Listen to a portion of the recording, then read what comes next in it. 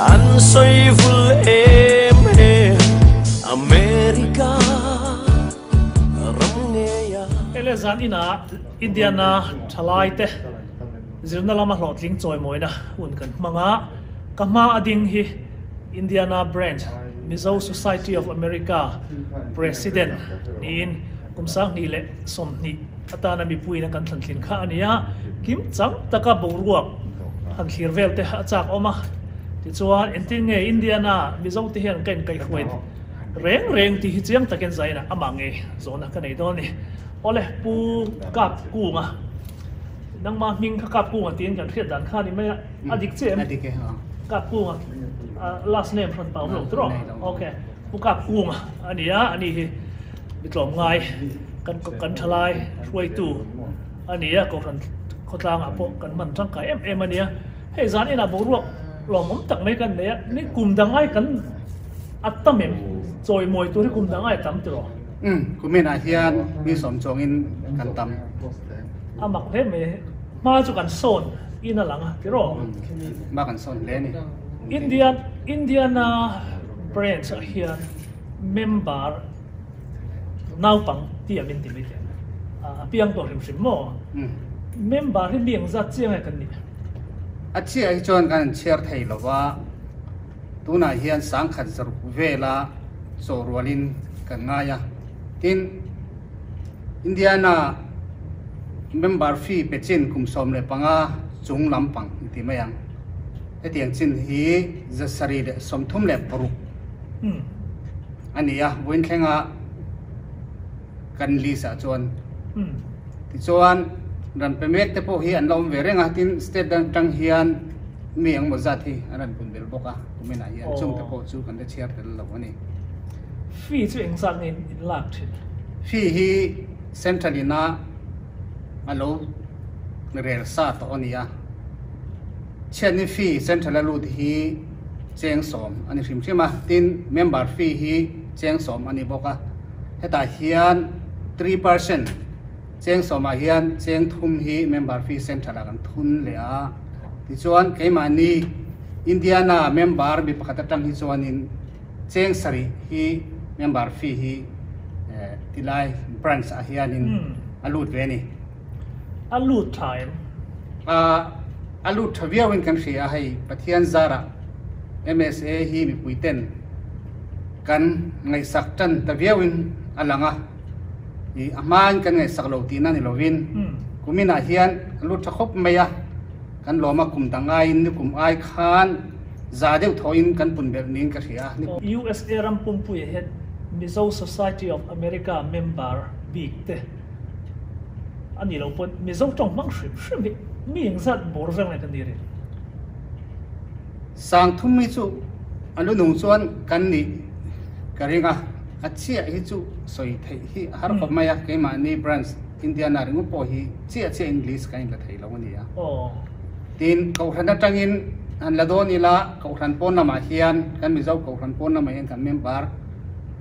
thanem tak hi an omboka kain tak thei lo wa ko than pon la ma mi po tiang chuan kan oma katin kan mi zau nge mei mi zau zinga ran tel lem lo te po hi tam tak mei hi kan Indiana hian an oma ni chu wang chuan in cher tak hi har sa mundanga po ni tho arin oma tiang chuan alu nu chuan USA hian mi zau hi mi sang thum tha chu kan oma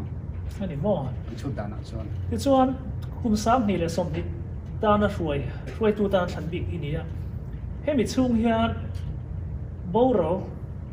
fam chang ta te kan om pe mani member jing kan member a hian pakhat oma pu rang chunga tahan F group khania ni kha tuitla Mrs P luya imbuala che sukol khania kha Indiana hi chuanin ani che kha kumin chunga chon tun khengi chuan kan nei ani pakhat chau kan nei Indiana a branch ming big her ral na inne a branch ming tak hian ral na hi a than pain kan nei lowa MSA central MSA hi kan ringa tin tilai hi chuanin a boi pui tur zong hi MSA hian mo phurna kan la tin aruang te po kha MSA mingin ke po atlak na hmuna te ka wakala tiang chuan zan riakin kan ma boi puya tin engkim me ya khan I kau khan ni pha boxi kan kau khan member ni ya Mizo United Methodist member ni ya amaro chu kan member khan ni lo ma sela kan ti tur ni ya ta chuan engkim me kul tain MSA ming hian kan khos kan chetla ani ti kha kan soi tu bok ani tin a ran pa hian ralna MSA hian in branch atang hian in rorel kan nei lo ti chuan Mizo trong zir chung chang hem ma kan son ni frame Indiana abigin Indiana Mizo te hian kan son to khapin ka ria kan Indiana member thanai te hui chuan ni Mizo trong hi kan ziak kan sia thiam deuh thup to in ka ria tu nai chuan khotlang kaltlang hi chuan hei klom ngai la chan hi ma Mizo te kaltlang te hianin thala yau hian ziak le chiar hi an zir thina kumina ro hi chu an nei thei lawa tiang ani wangin kumdang hi chuanin tiang puitling chin to ta ni chuanin Mizo ziak le chiar hi zirna MSA ming chian ni loin ni tiang Mizo ming hian bo sai thina ti chuan ne ta hian a pei le a tui te hu chuanin kan Mizo hi trong hi chu an thiam tha viau lomin ka ria ani India nai chuan Mizo trong thiam lo thala hi chu an om meu lo tu kum sa hai kum sang nei la som ni chu zo mai do na I bei sei le I ruam manang hian na I thokin ni fian meeting te po hi nei hara tiang khikar ani wangena maro chu kan ti ram ram a film kur takin mang thei ania meeting hi voi thum OB meeting na chon voili ania voili kan nei mana tin tum ni hi kan nei le dona program siam sa vek to ania in than ma meeting nei tur hi kan duang sa vek to wa ti chuan nei kumena hian keini Indiana MS branch hian Art and Culture Department le Sport and Game hi kan dina ti chuan an mani in sum in kol ran phalna hi kan pea president secretary le treasurer thlengin an neya tiang chuanin amani in sum an zonga amaro chu tiang khi lengkar ani wang hian an malak tum na po hi an ni po hian man da thei lawa sport party tak tak thei lawa tin art and culture po hian in kumtir ka chuan lam te ka kan han zira ti khan am bei ngor khop maya lam zirna turin hall te po kan ho to ni tiang chuan beina sak kan tuma kan zo lam hi kan tharai tin thiam vek sela ti hi kan bei se ya tiang chuan am mani po hi sum an zonga aran te han tala cheng sang tuna hian sang li deuh tho hi sum fa hian an kol ve a I MSA branch MSA tang hi chuan in cheng za thum ve ve chau hi in dan nan kan pe a ti chuan ei poi MSA kut noi tho ania MSA kaltlang vek tho ania amani an en kol theya atui mi tena kan zo lam te kan thalai tena an thiam vek thei da tur le sport lampang po ni sera sport lampang tui mi ta na amani ya an en kol thei na turin he tilai ro ran da pui lian pui ya MSA isi khen ngai to lawa an mani an rel thei na turin thune na sang tak kan pe ani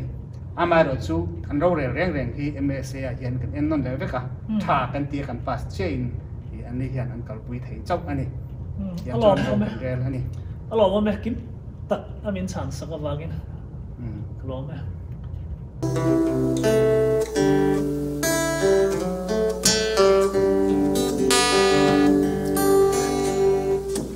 คลายขัวโลงุยจันขัวโลทิมจวนใจ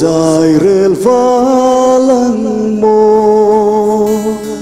cher mei choin dirunan kai zungai per khuang ina oye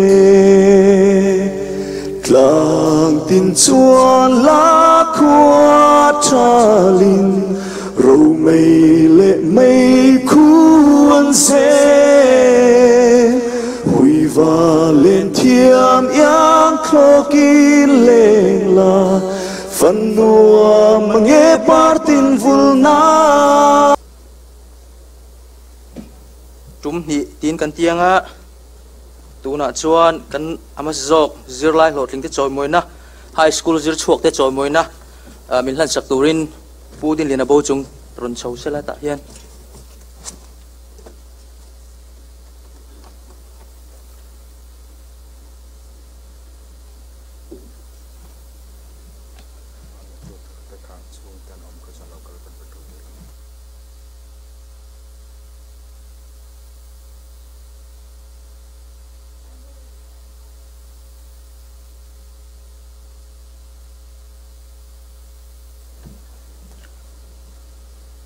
zana hian politina kan zia khan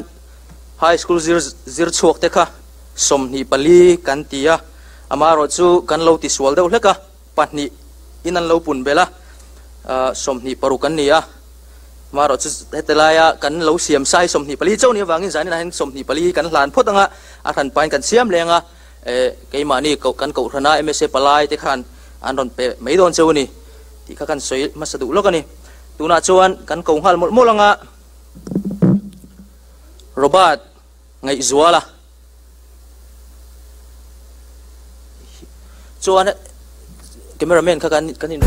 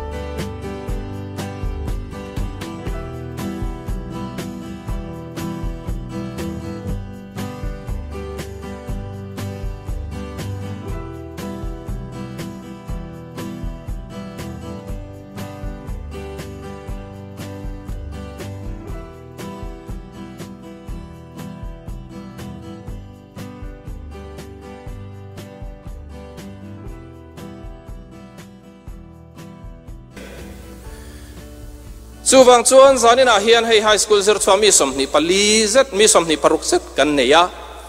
kalau thlir thina high school zir chwa kumtinin mi som chuwang chu kan nei chho zela zirna run sanga lut chho hi kan tlem em ani chuta chuan tun ai na sa zo ka tan kan lak atulna alo lang ani chuwang chuan manin kan sir varto mayang ti ayin apmuna zirna muna system fel takne na kan zir chuan ahloka asot zoka ti chuan chu chawani lo society in min recognize ani mani ten lo zirin lo revia ma ila society na min recognize lo chuan ahman chuan lama harsan na omani chu wang chuan tuna high school kan zir chuak te thil dang dang kan zir chuak hi to mai lovin a aya sang zo zir turin I in buat sai zelang o ti kha ama saberatan ni sela ti chuan zirna heng wanga poimo nge ni kan ti chuan mani phu to ka din mun thabera min hlang kai thei tu ni mi amole mo apian pui thuak afing var vak lo emo ani po in mi in zir tai mak na chuan ama phu to ka din mun thabera zirna hian a hlang chho nge ani chumi kan soi rol chuan han ril ruin han ngai tu chin ula mi then khat in hremayang mani pian pui mi zia le thuak afin varda ma chuanin englutuk nibik si lo emo kan aya niam zo ka kan ngai si ma se a in zir tai mak thlat awanga keini aya thil ti theile hlotling zo le din mun sang zo ka ding hi tam tak kan hriat ka ring